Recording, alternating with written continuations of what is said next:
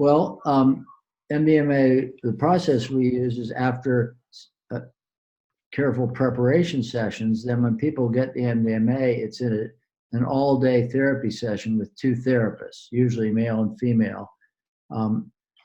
So it's in the context of therapy is the only time people take the medicine. And then we meet with people in the morning. We offer them the MDMA, usually around 10 a.m., and then we're with them until at least 5:30 p.m. And during that time, we encourage periods in which they focus on their inner experience without talking, and then alternating with periods of talking to the therapist.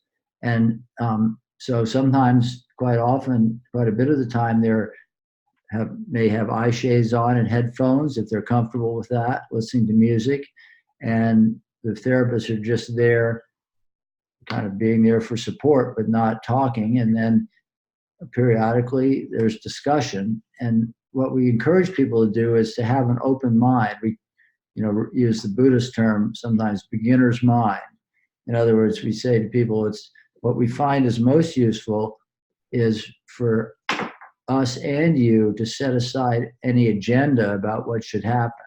Obviously, the intention is to heal the PTSD, but it's most helpful to not get attached to what that's going to look like. So we don't say to people, now it's time to talk about your trauma. We just say to people, we encourage you to go inside and be present with whatever's happening, and then talk about what's happening when you're ready to. So sometimes people go straight to the trauma. Other times people will have some other experience first, maybe some family issues or relationship issues, or maybe they'll have a period of time of having a very affirming experience for a while, kind of a new perspective about things that feels much better, and then they'll go to the trauma. So that's the idea, that instead of the therapist dictating what should happen next, we try to be open to what the individual's own inner healing intelligence is going to bring, and we're there to support that.